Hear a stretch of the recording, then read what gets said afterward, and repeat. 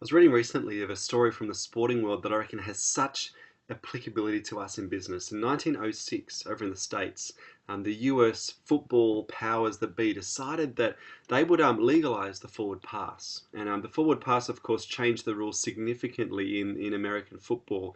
And interestingly, for the first few months, in fact, most of the first season, teams resisted this change. They didn't embrace it, they didn't recognize it as the opportunity that it was. And the first university that actually took advantage of this rule change was St. Louis University. And it's interesting, if you look at the end of the first season, when they embraced this change, this new rule, or this new set of assumptions for how to play the game of football, they had outscored their opponents 402 to 11 that first season. And the reality is, in business right now, the rules are changing. Stuff is shifting. There's all these assumptions that used to hold true, that we could say, well, that's how it's worked in the last few years, so it's going to work that way this year and next year.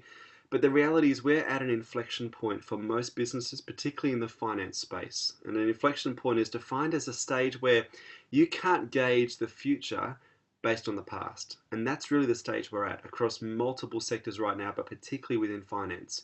Because shift is happening. The rules are being changed, the goalposts are getting moved. If you look at shifts, particularly in regulation, the way government is expecting financial operators to run their businesses and report to their clients as the government, the way the government is changing even the way you can compete with other people in your same sector.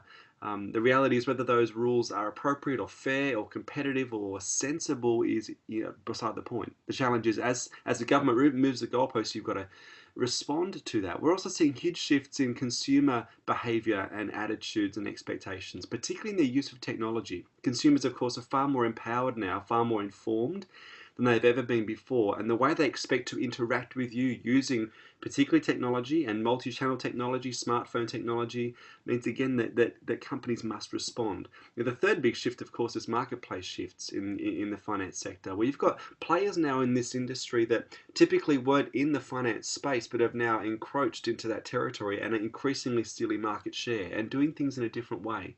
And of course, again, as the marketplace shifts, you've got to respond. And a lot of the work I've been doing over the last 18 months with companies right across the spectrum, but particularly within the finance, banking, financial services space, has been to help businesses and leaders overhaul their brand and their business and reinvent themselves so that as these changes happen, you can actually stay ahead of the curve, ahead of the competition. There are really three areas I tend to work with when I'm working with clients. The first one is to help a business or a brand what we call recalibrate. So in other words, get back to basics and become clear on who you are, why you exist, what your DNA is, and therefore, basically, what are the things that can't change? So as times and needs evolve, what are the unchangeable things? And I often liken this to renovation. If you want to renovate a house, the first thing you would need to do is figure out what the load-bearing walls are. Because if you take out a load-bearing wall, the ceiling will collapse. And it's exactly the same in business. And if you take out key elements of your brand or your operations that are core to your DNA, to who you are and to why you exist,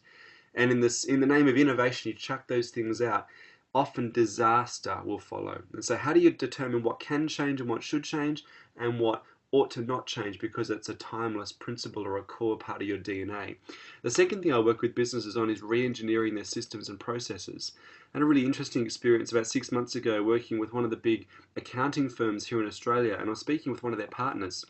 And I challenged them around how they communicate with their clients. So if they're, for instance, reporting to their clients at the end of a financial year a whole lot of information about that client's business operations, how do they do that? And he showed me a document that was pretty much as thick as the phone book. And we figured out it would probably take 72 hours to read that document if you looked at the word count. And the question I asked is, how long have you been providing this documentation in this manner, in this form? When did you last re-engineer this process, this system, and think, is there a better way to do it? And he'd been at the firm for just over 30 years, and he said in 30 years, the way they're communicating with their customers, particularly through this process of reporting results, hasn't changed in 30 years. And so that, of course, set about a real, I guess, reinvention of them and their internal systems. And that's such a key thing for a business, is how do you re-engineer processes, systems, business habits, rather than getting in a rut. So often we get into a groove, and that groove becomes a rut over time without us realizing it. The third thing I do with brands is help them to reposition their brand. So in other words, how do you bring new products, new services, new brand messaging to your marketplace? So that you stay not just ahead of the curve, but also ahead of the competition. You know, the whole idea that it's better to be different and not better. And certainly in this very competitive environment, that's very much the case. You know, it was Charles Darwin who made a very interesting observation about just the importance of responding when shift happens. And I remember he said, when I was reading, it's not the smartest or the biggest or the strongest or the most successful or the most intelligent that thrive in the long term. It is those who are most responsive to change. And that's really the focus of a lot of my work. So I hope this has given you a bit of an insight, and I look forward to speaking more if that'd be useful. Cheers.